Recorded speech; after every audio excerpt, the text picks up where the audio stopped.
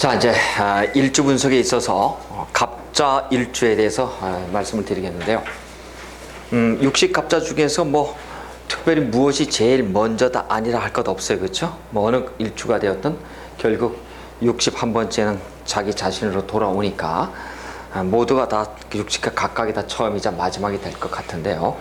우리 어쨌든 천간과 지지 첫 시작을 갑을병정 자축인묘에서 이렇게 해서 최소 공배수 60개를 서로 악으를 맞추다 보면 갑자가 이제 제일 처음에 들어오게 되는데, 어쨌든 이제 갑자의 일주라고 한다면 육식갑자의 첫 우리가 천간 지지로서 대단히 의미가 크다, 이렇게 볼 수가 있겠습니다. 그래서 일단 갑자일주, 뭐 여러분이 이 책을 처음 배우시는 게 아니라 여러 번 보셨던 분들이 많이 계시니까요. 이제 갑자일주를 처음 우리가 뭐 공부할 때 무조건 이제 갑자일주부터 시작해갖고 한다면 이제 오리엔테이션 겸 얘기를 많이 하는데, 여러분들은 이제 많이 들으셨으니까 갑자일주에 대해서는 이미 한번 보시면서 벌써 어떤 얘기를 어떻게 전개해야 되겠다라는 것을 벌써 여러분이 아실 수 있을 것 같아요, 그렇죠? 갑목이라고 하는 큰 틀의 나무를 놓고 아래다가 쥐라고 하는 차가운 물의 인성의 쥐대를 이렇게 갖다 놓은 갑자일주의 양상이다 라고 본다면 사업가 명식은 아니겠구나. 인성이 중증하니까 이 사람은 틀림없이 인문사회계 쪽에서 그것을 바탕으로 해서 먹고 사는 사람이구나, 여러분들이 그걸 벌써 알 수가 있을 것 같아요. 그래서 일단 갑자일주에 뭐 여러 가지 얘기가 있습니다만, 특별히 여러분이 이제 보시면은 자의 형상보다는 보시면은 신살 쪽에 보시면 그 다음에 진신이니 태극균이 효신 평두 나체도화 이런 게 있습니다만, 진신 효신 평두 나체도화 도화, 여기에 조금 관점을 가지고선 우리가 그것을 맞춰 가지고 공부를 좀 해보실 텐데요. 자, 일단 이 갑목이라고 한다면은 일단은 제일 먼저 첫 시간이니만큼요, 갑목, 우리가 자평명리학에서 배우는 이 갑목에 대해서 뭐 여러분이 너무 잘 아실 테니까 말이죠. 그럼 우리는 자의 형상에 따른 우리가 갑목을 가지고 좀 공부를 좀 해보셔야 되니까, 제일 처음에 이 삼명통해에서 얘기하는 이런 갑목들, 이런 갑목의 어떤 양태들을 좀 잠깐 한번 좀 리뷰 한번 좀 살펴볼까요? 갑목을 우리가 뭐라고 우리가 지금껏 배웠었어요? 갑목은 제일 처음 삼명통에서 얘기할 때 자의 형상상 우레 이렇게 배우셨어요. 우레라고 하는 것은 뢰자를 써서요. 뢰자를 써서 벼락천둥이라든가 크게 소리내는 녀석, 우리가 그렇게 썼고, 그다음에 모든 것에 있어서 제1이라고 하는 first라고 하는 의미의 어떤 우리가 갑자를 이렇게 썼었습니다. 그래서 실제 이렇게 갑목을 놓거나, 특히 그 병자도 그렇습니다만 무토도 그렇습니다. 특히 이 갑목을 놓으신 분들은 장자지상이라 그래서 장자의 기운이 대단히 강해요. 실제 그렇습니다. 여러분들 사주 관명을 하면서 특히 여명의 입장에서 갑병무경임의 양간들이 오셨다고 하시잖아요. 거기가 장자들이에요. 그 다음에 여러분이 이제 장자를 여러분이 평가를 하시려면 제일 먼저 어떻게 하냐면, 사주팔자 뒤에 이렇게 보시면서 요 뒤에 시주가 인성으로 놓여 있죠. 편인이 됐든 정인이 됐든, 그렇죠? 인성으로 놓여 있는 사람들은 대체적으로 장자들이에요. 그러니까 그게 내가 진짜 장녀다 장남이라는 의미가 아니고, 그럴 수도 있지만 내가 막내로 태어나도 역할을 어떻게? 장자 역할을 하셔야 된다고. 그 다음에 부모님을 모셔이거나 상속이거나 증여에 절대적으로 관여하거나 자기 형제들을 내가 간수해야 되는 사람. 그래서 여러분이 사주팔자를 보시면서 이 사람이 장자의 기질이 어디에 들어와 있나 보려면 시주를 보시는 거예요. 시주 인성이 있다고 한다면, 자, 내가 받는 거예요, 인성은요. 그래서 아까 그랬어요. 인성을 놓으신 분들은 팔자 소관에 시주의 인성을 놓으면 어떻다고요? 팔자가 늑복이 있어, 대체적으로요. 시작은 미약했지만 끝은 창대한 사람들이 인성. 그래서 우리가 부빌 언덕을 놓는다고 하는 것은 시주의 인성을 놓은 사람들. 그 다음에 대운에서 인성을 보고 가는 사람들이 있죠. 이런 사람들이 대체적으로는 늑복을 가져가는 사람들이다, 그렇게 볼 수가 있어요. 근데 인성이 술로 들어와 있거나 해로 들어와 있거나 사로 들어와 있거나 진으로 들어와 있는데, 이것이 인성이에요. 라망이에요. 이렇게 운으로 들어온 사람 치고 사업해서 안 망하는 사람은 없어요. 그래서 인성이 라망으로 이렇게 대운에 놓이든 어떻게 됐든 수레진사의 라망에 어떠한 이렇게 인성이 들어와 있으면 대체적으로 사업보다는 어떤 직장 생활 속에서 생을 영위하시는 게 굉장히 편한 삶 이렇게 볼 수가 있답니다. 어쨌든 인성이라고 하는 것은 대단히 중요한데, 자 이렇게 해서 우리가 좀 보신다고 한다면 갑목의 일주들은 대체적으로 장자지상이 대단히 많더라. 그리고 삼명통에 우레를 나가서 목소리가 대단히 크더라. 이렇게 볼 수가 있고, 이건 남녀 공이 그렇습니다. 여러분 대표적으로 이렇게 갑목이라고 하는 사람이 우리가 목화토금수 오행으로 지지로 보면 6개 들어와 있죠. 갑인에 갑오에 갑진에 갑술에 그 다음에 갑신에 그 다음에 갑자 이렇게 들어와 있잖아요. 그렇죠? 이렇게 총 6개가 들어와 있는데 이 사람들의 특징을 여러분이 바로 한번 떠올려 보시면 바로 알 수 있을 거예요. 그래서 비식재 관인을 다 놓으셨지만 갑목을 놨다고 한다면 다들 어때? 갑인, 갑오, 갑진, 갑술, 갑신 갑자 빼놓고는 다들 어때요? 세요. 한반찌들 하시는 분들이에요. 여러분 특히 이렇게 갑오 같은 경우는 상관이 로강으로 들어와 있죠. 진짜 구찌반찌가 많이 세겠죠. 갑진 그러면 청룡백호로 들어와 있고요. 갑인 그러면 타이거 의지고요. 갑술 그러면은 아주 이렇게 오컬트한, 그러니까 신비주의적이고 초자연주의적인 측면에서의 일주들의 특성을 한번 보시면 돼요. 이분들이 겉으로는 환해요. 밝고. 그런데 이분들은 남모를 고통들을 기본적으로 가지고 있어요. 이게 바로 자수의 특성들이랍니다. 그래서 수심을 갖기가 쉬운 사람들 우리가 그렇게 얘기한답니다. 그래서 일지에 이렇게 자수를 놓은 사람들 보시게 되면 특히 말이죠 여러분, 이 자수는 여러분 공부 한번 하셔야 돼요. 우리가 아무리 우리가 이 분석을, 이게 일주 분석을 해도 사주팔자 간명을 할 때 바로 우리가 꿰뚫고 보셔야 돼. 자수를 딱 보시면은 자수는 아침, 그러니까 새벽과 밤, 다시 해서 야자와 조자가 있어요. 그렇죠? 그래서 우리가 같은 12시라고 하더라도 이쪽에 23의 공일수는 같은 1과 2일에 걸쳐 있는 이런 형태예요. 그렇죠? 쥐는 앞발이 몇 개예요? 4개. 뒷발이 몇 개예요? 5개. 이렇게 돼 있어. 그래서 앞뒤발의 숫자가 발가락 숫자가 틀린 것이 쥐예요. 아셨겠죠? 양쪽에 다 걸쳐 있어 이렇게. 그래서 우리가 야자시 조자시에다 쥐를 갖다 놓은 이유도 여기에 있고, 하지만 여러분이 보시면은 이제 이렇게 자시를 여기에 이 시간에 자시를 이렇게 놓을 수가 있죠. 자시를 시간에 자시를 놓은 사람도 있죠. 그 사람은 속을 알 수가 없는 사람이에요. 아니 자자가 아니라 자시를 넣으면. 그래서 여러분 간명할 때 시간을 자시를 놓잖아요. 좀 은큼해 실제. 확정지어도 좋아요 여러분. 자시를 넣으면 그렇습니다. 왜? 이렇다고요. 이걸까 저걸까를 선택의 기로에 놓이는 그 운명에 태어났어. 그래서 내가 누구를 절처봉생에 누구를 만들어? 목을 만드는 희생의 정신을 놓기 때문에 이런 사람들은 자기 희생을 할까 말까 하는, 그래서 속내를 비치질 않아요. 자시에 태어나면. 그래서 여러분이 내가 사람을 사귄다, 저 사람이 돈을 빌려준다 라고 했을 때 몇 시에 태어나는 걸 보시는 것도 하나의 방법이에요. 이것도 큰일 났네 이렇게 했더니 또 동영상 보고 저 자신데 저는 반듯하고 저는 속이 환하고 그래서 그 모를 이기고 어쨌든 태클 걸지 마시고 그렇다. 그건 여러분 살면서 임상을 겪어보시면 틀림없어요. 그래서 자가 앞발이 틀린 이유에 대해서 여러분이 공부를 한번 해보시면 될 것 같아요. 자 어쨌든 우리는 이렇게 갑자, 병자, 무자, 경자, 임자 일지에 놓은 것이 시질이 아니잖아요. 이렇게 그렇죠?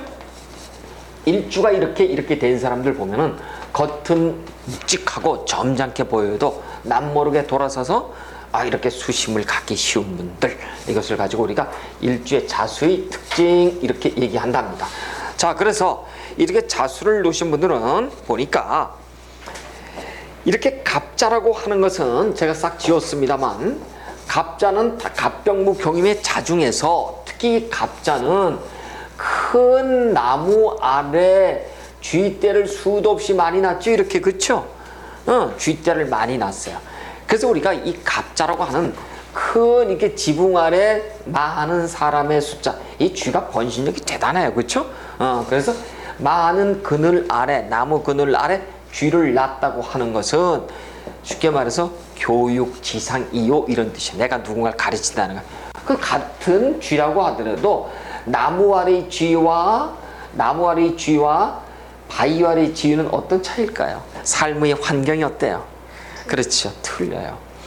여기는 보세요. 같은 식상 여명의 입장에서는 자식이야.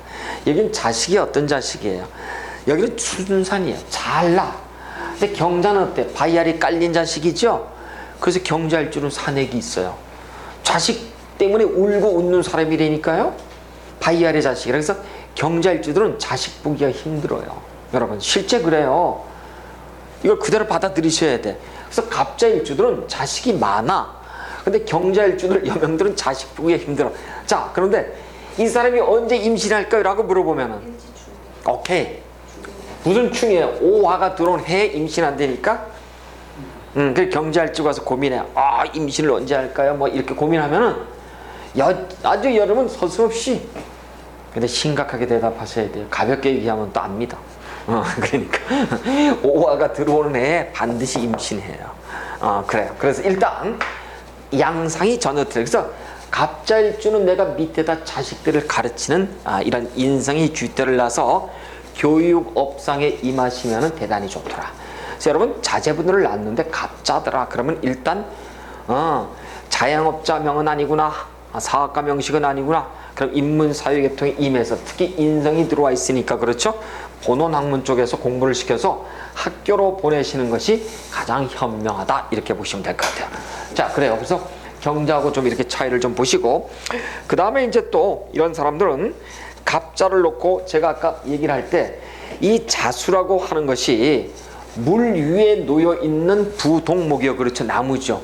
그래서 이렇게 갑자일들은 실제 관성이 유기하지 않으면은요 아주 직지 이동이 굉장히 심해요. 여러분 물속에 있는 사람들이 특히 이렇게 을해라든가 갑자라든가 이 전부 다 이렇게 나무가 물 위에 이렇게 올라와 있죠. 그렇죠? 그럼 전부 다 거의가 외국과 연관하기 쉬워요. 그래서 일찍 집 나와서 이렇게 떠돌아다니는 게 쉽기 때문에 이 사람들이 공부를 통해서 인성을 통해서 직장을 놓는 자영업자가 아닌 그냥 일반 인문사회계통의 직종을 놓는다고 한다면 먹고 살기 편한 구조이나 만약에 사업을 한다거나 그러면 대단히 힘들어요. 그래서 일단 이렇게 물속에서 떠돌아다니는 나무 같은 물인데도 다 틀리죠. 전부 다 무자 틀리고 그 다음에 경자 전부 다 틀리는데 물 위에 떠있는 나무의 형상들은 부동목의 형상이라 직주, 직업과 주거의 이동이 굉장히 심하더라. 그렇게 보는 거예요. 그래서 여러분 갑자일주들은 일찍부터 공부해서 안정적인 직장에 들어가면 굉장히 좋은데 자 이런 사람들은 하여튼 유경의 어떤 업상들 이런 것에 두면 굉장히 좋더라. 우린 그렇게 본답니다. 자 그리고 이 갑자일주들은 일단 이제 보시니까 다시 하나 우리가 삼명통해 공부를 좀 하시자고요. 여러분 이제 삼명통해를 보시면은 이 삼명통해에서 이 자수는 물론 우리가 12성에서는 자수를 가지고 귀라고 얘기를 하죠. 그죠? 천귀의 자귀라고 얘기를 하는데 삼명통해를 보시면 자수를 놓게 되면은 특히 자수를 놓게 되면은 쌍어유묵 이렇게 얘기를 한답니다. 쌍어유묵 이렇게 이 쌍어유묵이라는 뜻이 무슨 뜻이냐면 쌍으로 돼 있는 고기 이런 뜻이야. 고기 이런 뜻인데 묵자는 이게 벼룩. 그래서 여러분 일주에 이 자수를 놓은 사람들 있잖아요. 사람들이 손재주 굉장히 좋아요. 근데 만약에 내가 띠가 쥐띠야. 띠가 쥐띠가 있어요. 그 다음 내가 일지에 자수를 놓거나 한 사람들이 이러한 탤런트 이게 무슨 얘기냐면 손재주가 좋다는 거예요. 그래서 손재주가 좋다는 얘기는 뭐야? 붓글씨 특히 서예, 붓글씨, 재단 이런 것에 아주 능한 사람들이 많아요. 여러분 이제 다니다 보면 서예 학원 선생님들이 있죠? 일지의 자수 아니면 쥐띠들이에요. 보시면 거의 그럴 겁니다. 그래서 이런 사람들은 하여튼 대단히 하여튼 그런데 이 지지에 자수를 놓거나 내가 쥐띠에 태어났다고 반드시 그런 게 아니라 시가 해시에 태어난 사람 그렇습니다. 그래서 쥐가 활동하기 아주 좋은 그런 시간에 태어난 사람들이 대체적으로 손재주가 대단히 좋은 사람들이다. 그래서 우리가 삼명통에서는 특히 이것을 쌍어유묵이라고 해가지고 어차피 말이죠. 사주팔자는 누구나 할 것 없이 임상실험의 결과들이에요. 이 삼명통해를 만든 신봉 장남 선생이 보는 입장에서는 갑자일주를 오랫동안 또는 띠를 자수를 낳거나 한 사람들, 그 다음에 해시를 놓은 사람들 보니까 공통적으로 글을 잘 쓰더라. 그래서 그 사람이 한 임상실험의 결과를 쌍어유묵이라는 이름으로다가 해서 갑자일주들 특히 자수를 놓은 사람들은 저는 쌍어유묵의 재능이 대단하더라. 우리가 그렇게 얘기를 한답니다. 그래서 뭐 글을 쓴다는 것 자체가 뭐예요? 직업이 선생이지 뭐예요, 그렇죠? 지금으로 얘기하면 뭐 교수가 될 수 있고 누구를 가르치는 선생님 뭐 이렇게도 할 수 있지만 어쨌든 가르치는 유경의 업상을 두더라. 유경 즉 교육의 업상으로 두더라. 이거 틀림없는 사실이에요. 그래서 여러분 갑자일주들의 하여튼 보시면 선생님들도 많고 그래요. 근데 아까도 얘기했지만 이런 기축일주들이 대표적으로 선생님이에요. 여러분 기축일주 오시면은 특히 여명들 선생님이죠 이렇게 얘기해도 돼요. 근데 만약에 그렇지 않다고 한다면 팔자가 곤곤한 겁니다. 이게 전부 다 활인업에 들어가야 되는데 활인업을 하지 않는다고 한다면 곤곤한 거예요. 갑자일주도 남자들 같은 경우에는 주로 누군가를 가르치는 쪽에 있으면 대단히 좋더라. 우리가 그렇게 얘기를 한답니다. 그리고 이 갑목일주들은 하여튼 목소리도 큰 편이지만은 가르치는 쪽에 하여튼 뭐 설치면서 하여튼 일가견이 있는 사람들 우리가 그렇게 얘기한답니다. 그래서 갑자일주들 이제 이 사람들 보면은 특히 갑목 중에서도 이 갑자의 일주들을 이 사람들이 혹시 여러분들 그 천간 중에서 무엇을 좀 잘 부리거나 하는 그 일주가 있었죠. 일간이 있었죠. 대체적으로 정화일간들이요. 멋과 좀 연관을 많이 있죠. 왜냐면 정화는 동물이 족제비예요. 족제비 밍크를 낳거든요.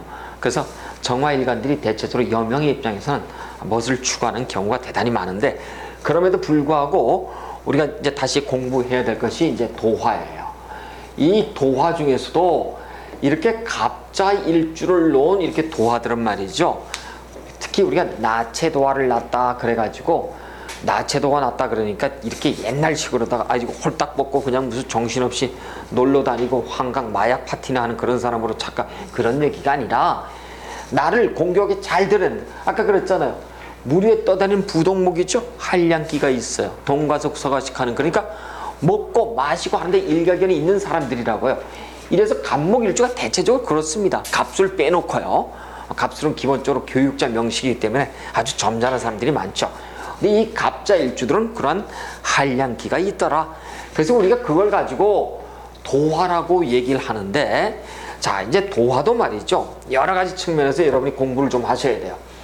이 도화살 여러분이 그러는데 도화살이라고 얘기하는 것은 한문으로 굳이 쓰면은 복숭아 도자에다가 복숭아 꽃이에요. 여기에 이제 도화가 이렇게 들어오는데 복숭아 꽃을 여러분 잘 아시죠, 그렇죠? 아주 예쁘게 참 아름답게 피는데 분홍꽃이 이 도화를 현대적으로 해석을 하면은 나를 피할 것 피하고 알릴 걸 알리는 적극적인 아주 알리는 어떤 기제들이에요. 옛날에 이것을 색옥, 색정과 이렇게 음욕적인 측면에서 결부시켰는데 전혀 그래야 될 필요가 없어요. 그래서 여러분 이제 이 도화살 중에서도 갑자일주를 우리가 대체로 나체도화 이렇게 얘기한답니다. 근데 이 나체도화를 특별히 여러분 보시면 이제 갑자, 갑오, 그 다음에 기묘, 기유 이걸 가지고 4개를 가지고서 우리가 그렇게 얘기를 하는데 도화살을 가지고 여러분이 잠깐 공부를 하시면은 도화는 왕지의 자오묘유를 가지고 얘기를 해요. 근데 일지에 좌우묘유가 들어왔다 그래서 반드시 그것이 도화를 놓은 것인가? 가도화다. 진도화는 뭐예요? 12신사 그 수 중에서도 갑자라고 하는 녀석은 어떻게 인성의 수심이더라.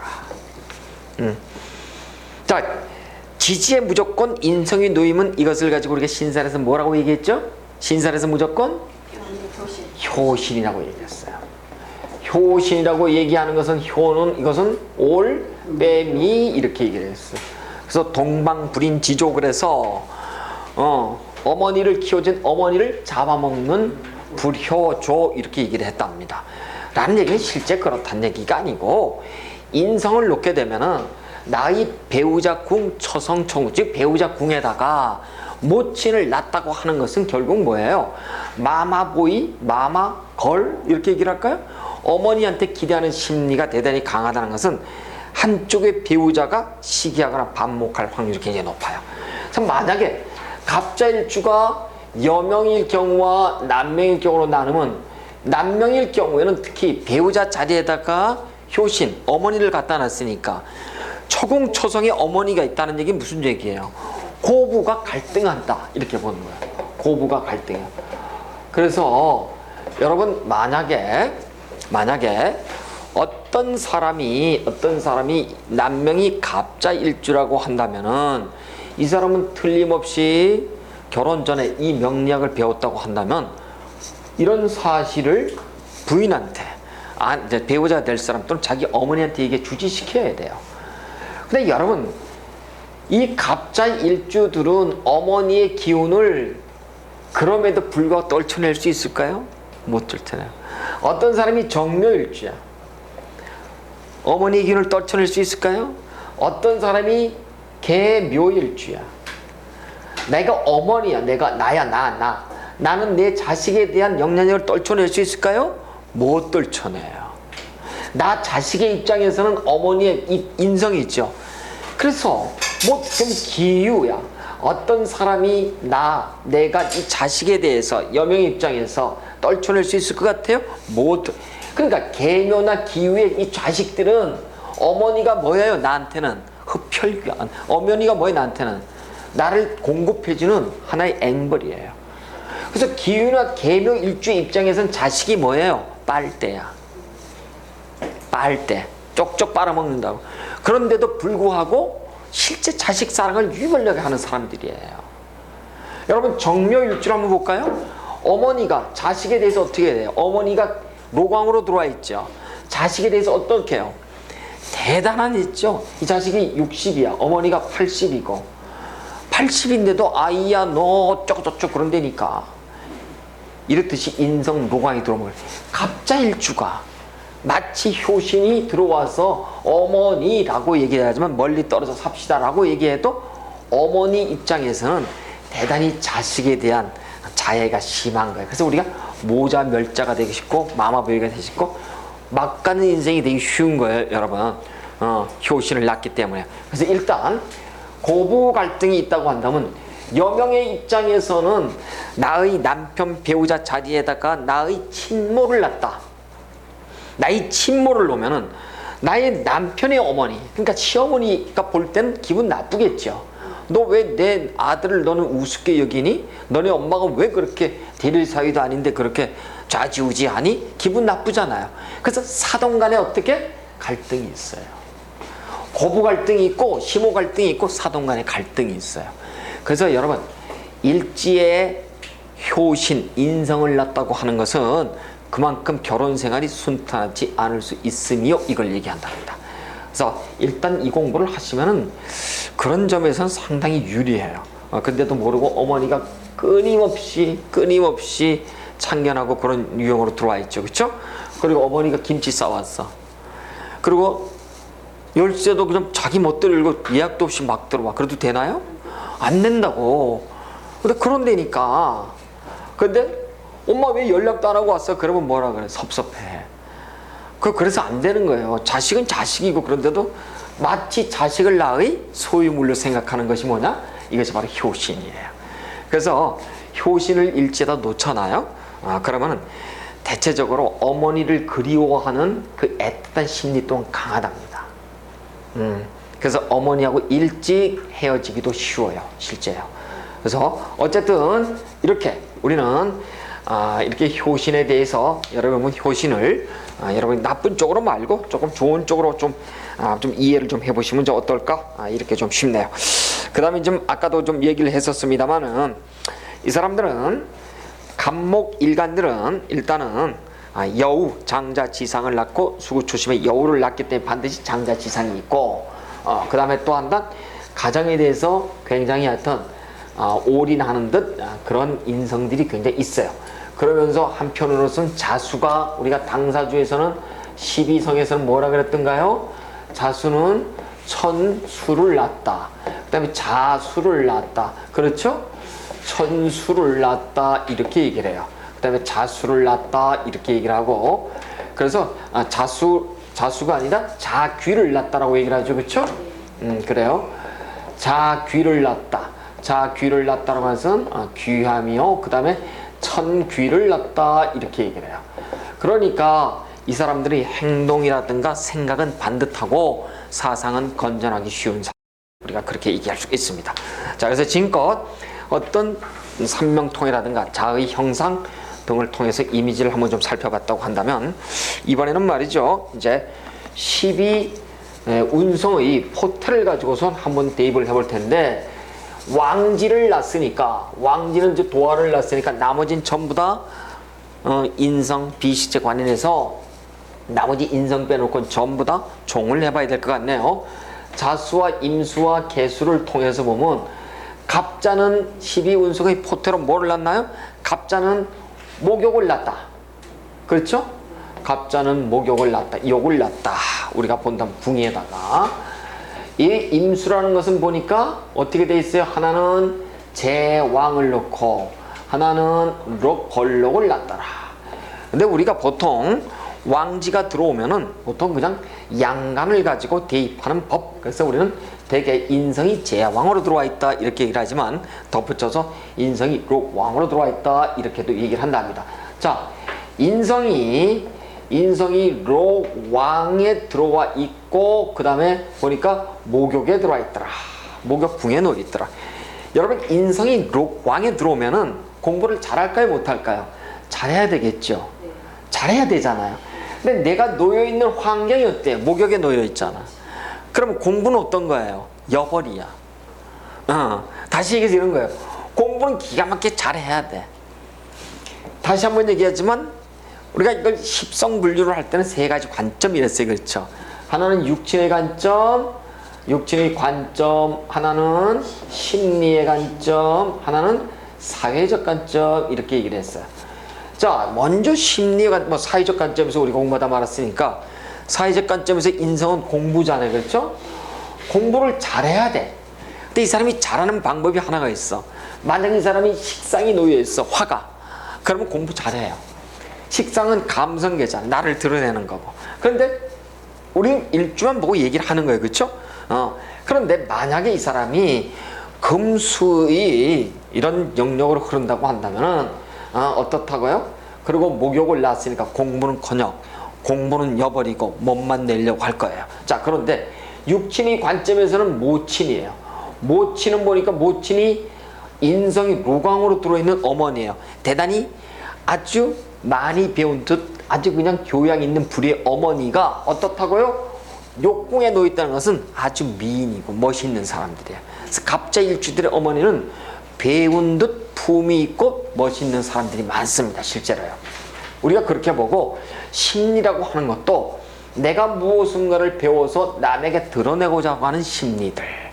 그래서 우리 갑자일주도 그렇고 갑오일주도 그렇고요. 공명신이라 그럴까요? 공치사라 그럴까요? 나를 드러내기 아주 좋은 구조로 이렇게 잘 들어와 있답니다.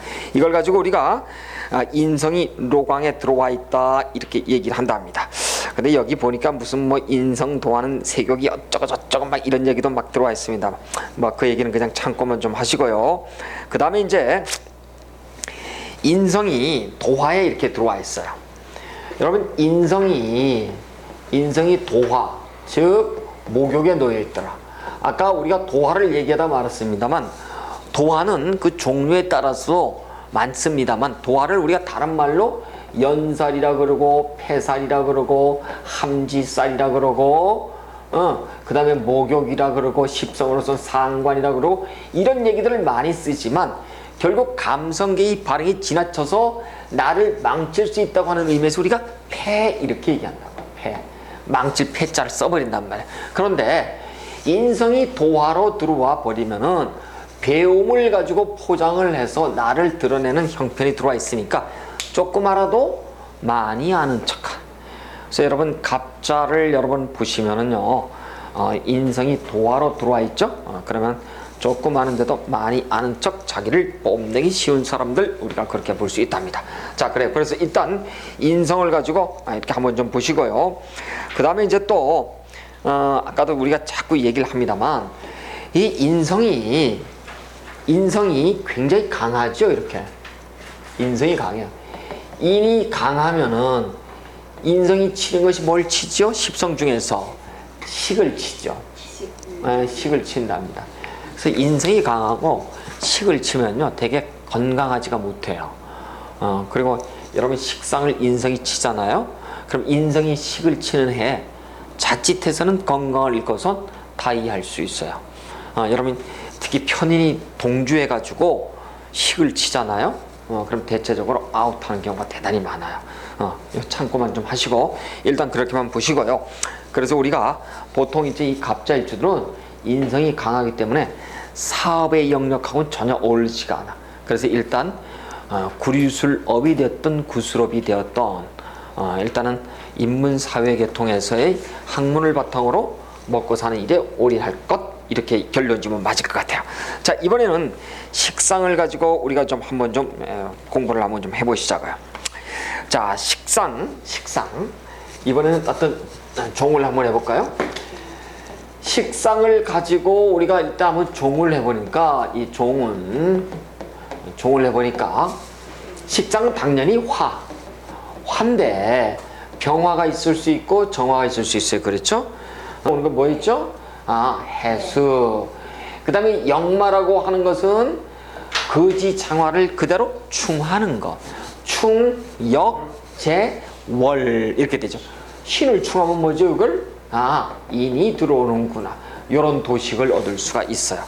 그 다음에 또 하나 우리는 과수과 고신에 대해서 얘기하면 이것은 방합으로 보더라. 그렇죠? 그러면 자수니까 해, 자, 축을 놓게 보면 앞의, 뒤의, 해자축 앞의 사고. 그렇죠?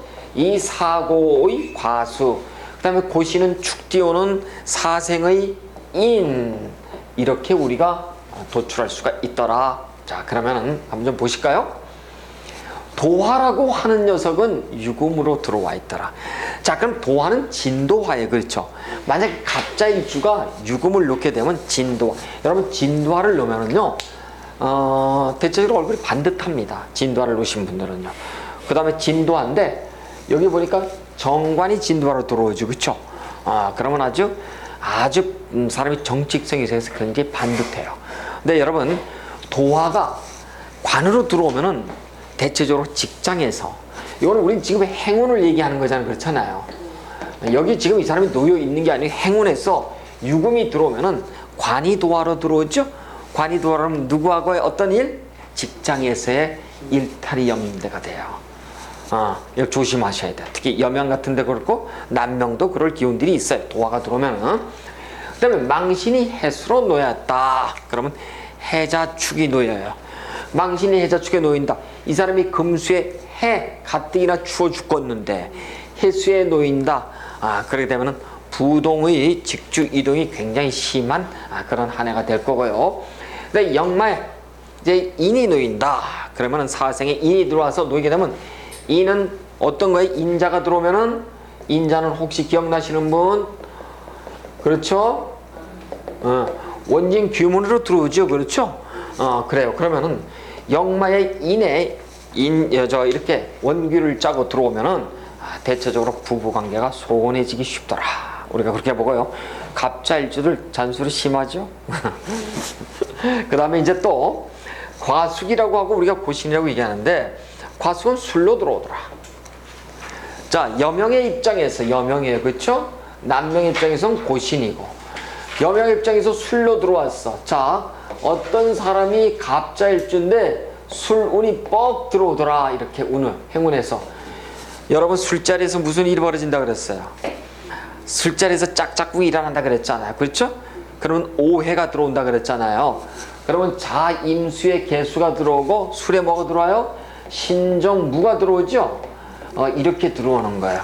그러면 여러분 술자리에서는 남녀 간의 애정사가 일어나게 돼 있어요. 조심해야 돼. 그래서 염의 과숙이 이렇게 술자리로 들어오더라. 그러면 대체적으로 과숙짓거리를 합니다. 그래서 오해를 받게 되겠지요. 오해를 받게 되면은 오, 병, 기, 정해, 해, 무, 갑인이죠.